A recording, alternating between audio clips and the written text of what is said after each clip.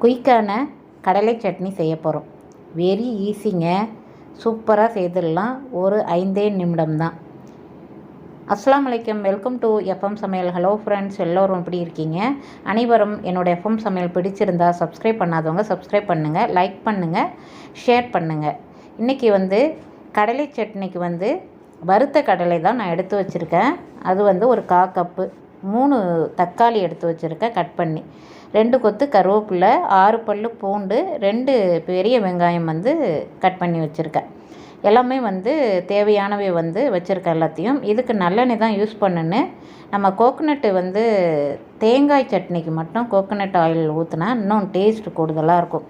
ஒவ்வொரு சட்னிலையும் இந்த எண்ணெய் தான் நம்ம எண்ணெய் இல்லை, நல்லெண்ணெய் இல்லைன்னா நம்ம குக்கிங் ஆயிலே ஊற்றிக்கலாம். இருந்தாலும் நம்ம ஆயில் இந்த நல்லெண்ணெய் இந்த கடலை சட்னிக்கு சேர்க்கும் போது, தக்காளி சட்னி, கார சட்னிக்கெலாம் சேர்க்கும் போது டேஸ்ட்டு கூடுதலாக இருக்கும்.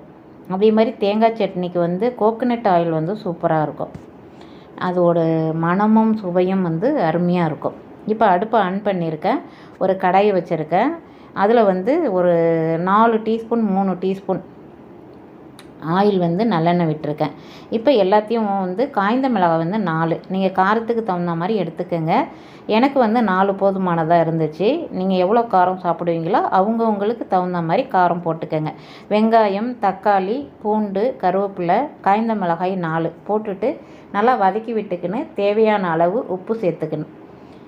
அவ்வளோதாங்க. இது வதக்கி எடுக்கிற டைமிங் தான். கடலை சட்னி குயிக்காக ரெடி ஆகிடும். நம்ம வேர்க்கடலை அவிச்சு எடுத்துட்டு நம்ம நண்பர்களுடன் இல்லை சொந்தக்காரங்க கெஸ்ட்டு வந்தால் இப்படி நம்ம அவிச்சிட்டு அந்த கடலையை பேசிக்கிட்டே நம்ம சாப்பிடும்போது அது ஒரு சூப்பராக இருக்கும். அது ஒரு சந்தோஷமாக இருக்கும்.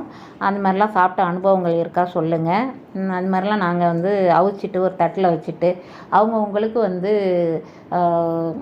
ஒவ்வொரு தட்டில் உனக்கு இவ்வளோ பங்கு அப்படின்னு நான் சின்ன பிள்ளையாக இருக்கும் போதெல்லாம் எங்கள் அம்மா கொடுத்துருக்காங்க. அப்படி எல்லாரும் சாப்பிட்ருக்கோம். என்னது சரியாக போயிடக்கூடாதுன்னு நான் மெதுவாக சாப்பிட்றதும், எங்கள் அக்கா குயிக்காக சாப்பிட்டுட்டு என்னோடய கடலையை எடுத்துக்கிறதும், அதெல்லாம் ஒரு மறக்க முடியாத அனுபவங்கள். அதெல்லாம் இதை வதக்கி எடுத்துப்போம். நல்லா வதக்குன்னு கொஞ்சம் உப்பும் சேர்த்துப்போம். 4 காய்ந்த மிளகாய் போட்டிருக்கேன். நமக்கு காரம் கம்மியாக சேர்க்குறவங்க இன்னும் கம்மியாக கூட போட்டுக்கலாம். ஒரு 3 அல்லது 2 கூட போட்டுக்கலாம். நான் 4 போட்டிருக்கேன். போட்டு நல்லா வதக்கிப்போம். நல்லா வதங்கி வரணும். லாஸ்ட்டாக ஒரு 2 நிமிஷத்துக்கு முன்னே கடலை நல்லா தோலெல்லாம் எடுத்துகிட்டு, வறுத்த கடலை தான். வறுக்காத கடலையாக இருந்தால் நீங்கள் தனியாக ஒரு கடாயில் எந்த கடாய் எடுக்கிறோமோ வெங்காய தக்காளிக்கு வதக்க, அந்த கடாயிலே நம்ம அந்த கடலையை நல்லா வதக்கிக்குங்க, வறுத்துக்குங்க. வறுத்துட்டு எண்ணெய்லாம் ஊற்றாமல் வறுத்துக்கிட்டு தோல்லாம் எடுத்துட்டு நம்ம இதில் சேர்த்து வதக்கி விட்டுக்கலாம். நான் வறுத்த கடலையாக இருக்கிறதுனால தோல்லாம் எடுத்துட்டு நான் உடச்சி விட்டுட்டு அந்த கடலை லாஸ்ட்டாக 2 நிமிஷத்துக்கு முன்னே சேர்த்து அதையும் வதக்கி விட்டுட்டு நல்லா ஆற விட்டு மிக்ஸி ஜாரில் நான் அரைச்சிட்டு வருவேன். அரைக்கும் போதும் நம்ம தண்ணி அரைச்சிட்டு தான் தண்ணி சேர்க்கணும். எந்த சட்னியாக இருந்தாலும் ஃபஸ்ட்டே தண்ணியை ஊற்றிட்டு அப்படியே தெரிச்சிடும். அதனால் அரைச்சிட்டு தான் தண்ணி சேர்க்கணும். இது கொஞ்சம் நைஸாக அரைச்சிட்டு நல்லா ஆற விட்டு தான் நம்ம அரைக்கணும். இது மாதிரி வேர்க்கடையில் நிறைய சத்துக்கள் இருக்குது. இப்போ கடலை சேர்த்துப்போம். கடலை சேர்த்து நல்லா வதக்கிப்போம். யார் யாருக்கெல்லாம் வேர்க்கடலை சட்னி பிடிக்கும். அப்புறம் உளுந்து, கடலைப்பருப்பு போட்ட சட்னி, அப்புறம் நிறைய புதினா, மல்லி, சட்னி வகையில் நிறைய இருக்குது, சொல்லிகிட்டே போகலாம். வேர்க்கடலையில் என்னென்ன சத்துக்கள் இருக்குதுன்னு பார்த்துருவோம். வேர்க்கடலை புரதச்சத்து, ஃபைபர், சர்க்கரை அளவுலாம் குறைக்குது. அப்புறம் கொழுப்புகள் குறைக்குது. பொட்டாசியம், பாஸ்பரஸ், அப்புறம் மெக்னீசியம், கால்சியம், சோடியம், இரும்பு சத்து, வைட்டமின் அப்படிலாம் இருக்குது. அதில் பச்சை வேர்க்கடலையில் இருக்குது. இவ்வளவும் சத்துக்கள் இருக்குது. ஒவ்வொரு சத்துக்களும் நம்ம அதை பார்த்துக்கலாம். ஆனால் ரொம்ப அந்த வேர்க்கடலை வறுத்த வேர்க்கடலை ஒவ்வாமை இருக்கிறவங்க ஒத்துக்காதவங்க அதிகமாக சாப்பிடக்கூடாது. கொஞ்சமாக தான் எடுத்துக்கணும். ஏன்னா அவங்களுக்கு ஒத்துக்காது. அதனால் கொஞ்சமாக அவங்க சாப்பிட்டுக்கலாம். அவங்களுக்கு சில பேருக்கு ஒத்துக்காது. இதில் நிறைய சத்துக்கள் இருக்குது. அவிச்சி சாப்பிட்றதுனால அந்த கடலையில் நிறைய சத்துக்கள் இருக்குது. இப்போ மிக்ஸி ஜாரில் ஆற விட்டு அரைச்சிட்டு வந்துடுவோம். வேர்க்கடலைலாம் யார் யாருக்கு பிடிக்கும்? எனக்கு ரொம்ப பிடிக்கும். நல்லா அவிச்ச வேர்க்கடலை வந்து ரொம்ப ரொம்ப பிடிக்கும். எல்லாருக்குமே பிடிக்கும் அவிச்ச வேர்க்கடலைன்னா. அப்புறம் வறுத்த வேர்க்கடலை சாப்பிட்டுட்டு அது உடனே தண்ணி குடிக்கக்கூடாதும்பாங்க. ஏன்னா உடனே தண்ணி குடித்தா வயிற்றுப்போக்கு ஏற்படும் அப்படின்னு சொல்லிட்டு சுக்கு வெல்லம் ஒன்று கொடுப்பாங்க. சூப்பராக இருக்கும். அது சாப்பிட்டுட்டு இப்போலாம் அது கிடைக்கிறதில்ல. அந்த சுக்கு போட்டு அந்த வெல்லம் தயார் பண்ணுவாங்க. அது வந்து கொடுப்பாங்க அந்த கடலை சாப்பிட்டுட்டு. அப்போ சாப்பிட்ருக்கேன் நான்.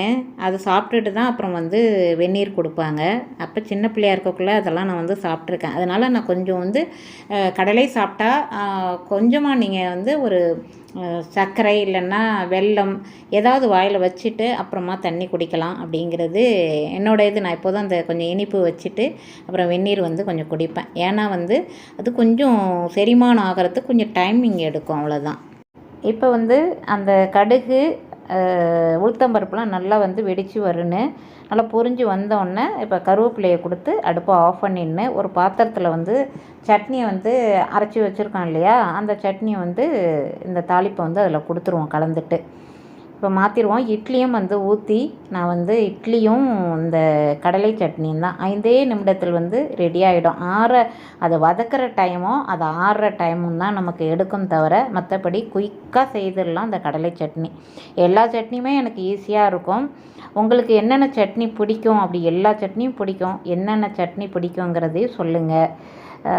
எனக்கு வந்து கடலை சட்னி, எள்ளு சட்னி, அப்புறம் வந்து புதினா மல்லி சட்னி, தக்காளி சட்னி இதெல்லாம் ரொம்ப பிடிக்கும். எல்லாருக்கும் வந்து கார சட்னி பிடிக்கும்னு சொல்லுவாங்க. ஆனால் கார சட்னி எனக்கு ரொம்ப ரொம்ப பிடிக்கும். ஆனால் இப்போல்லாம் நான் எடுத்துக்கிறது இல்லை. அது மாதிரி பூண்டு சட்னி, இது மாதிரி நிறைய வெரைட்டி இருக்குது. தேங்காய் சட்னி. இப்போ மாற்றியாச்சு, சட்னியை மாற்றிட்டு இப்போ தாளிப்பை கொடுத்துட்டு இட்லியும் ஊற்றிட்டு சாப்பிட வேண்டியது தான். இப்போ எத்தனை வேணும்னாலும் நம்ம வந்து அந்த சட்னிக்கு சாப்பிட்டுக்கிட்டே இருக்கலாம். ஒரு 1 2லாம் சாப்பிட முடியாது. அது பாட்டு சாப்பிட்டுக்கிட்டே இருக்கலாம். வந்து அவ்வளோ டேஸ்ட்டாக அவ்வளோ அருமையாக செம்மையாக இருந்துச்சு. இந்த சட்னி சூப்பராக இருந்துச்சு. நீங்களும் செய்து பாருங்கள். செய்து பார்த்துட்டு இதை வந்து வேர்க்கடலையும் புளி வைப்பாங்க, பூண்டு வைப்பாங்க, அப்படியும் செய்வாங்க. ஆனால் வந்து வெங்காயம், தக்காளி, காய்ந்த மிளகாய், பூண்டு, கருவேப்பிலை எல்லாம் வச்சு நீங்கள் கடலையோட செய்து பாருங்களேன். அதோட டேஸ்ட் வந்து சொல்ல முடியாது. அவ்வளோ டேஸ்ட்டாக இருக்கும். புளி வைக்கிறத விட நீங்கள் தக்காளி வச்சு சட்னி செய்து பாருங்கள். எந்த சட்னியாக இருந்தாலும் அவ்வளோ டேஸ்ட்டாக இருக்கும். இப்போ இட்லியை ஊற்றிட்டு இதையும் ஒரு தட்டில் மாற்றிப்போம். வெந்துடும். மாற்றிட்டு சட்னியை தொட்டு சாப்பிட்டா ஆஹா அவ்வளோ சுவை. சொல்ல வார்த்தைகளில் ரசித்து ருசித்து சாப்பிட்ணுன்னு சொல்லுவாங்க. அப்போ தான் செரிமானம் ஆகும். நம்ம ரசித்து ருசித்து சாப்பிட்ணுங்க. அடுத்த சூப்பரான வீடியோவில் நான் சந்திக்கிறேன் உங்களை. தேங்க்யூ ஃபார் வாட்சிங்.